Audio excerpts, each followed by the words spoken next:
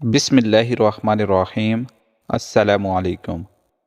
حضرت جابر رضی اللہ تعالیٰ عنہ بیان کرتے ہیں کہ جب خندق کھودی گئی تو میں نے حضرت صلی اللہ علیہ وسلم کو بھوکا پایا۔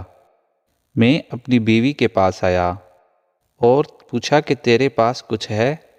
اس نے ایک تھیلا نکالا جس میں ایک سیاہ جو تھے اور ہمارے پاس ایک بکری کا بچہ پلا ہوا تھا۔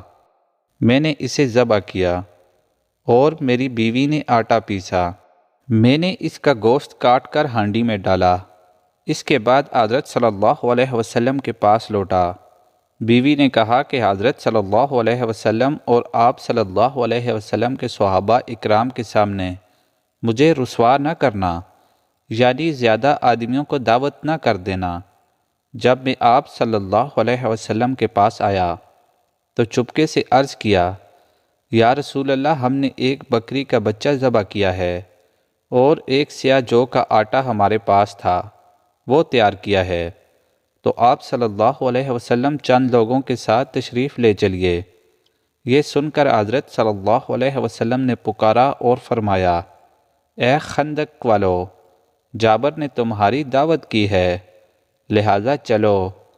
اور حضرت صلی اللہ علیہ وسلم نے فرمایا، میرے آنے تک ہانڈی نہ اتارنا اور نہ گوندے ہوئے آٹے کی روٹی پکانا۔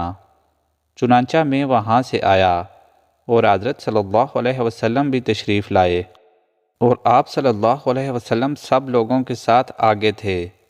میں اپنی بیوی کے پاس آیا، وہ بولی، تمہاری ہی فصیحت اور رسوائی ہوگی۔ میں نے کہا، میں نے وہی کیا جو تو نے کہا تھا۔ بالآخر اس نے گوندا ہوا آٹا نکالا۔ آپ صلی اللہ علیہ وسلم نے اس میں لعاب دہن ملا دیا اور برکت کی دعا کی، پھر ہانڈی میں لعاب دہن ملایا۔ اس کے بعد فرمایا، ایک روٹی پکانے والے کو اور بلا لو جو میرے ساتھ روٹی پکائے، اور ہانڈی سے سالن نکالو، مگر اس کو اوپر سے نہ اتارنا۔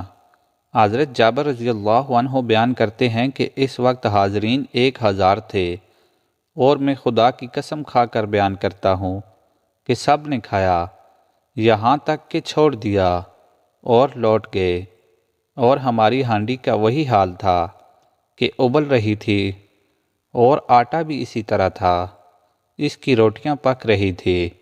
سبحان اللہ۔ مزید اسلامک ویڈیوز دیکھنے کے لیے چینل کو سبسکرائب کیجیے۔ شکریہ۔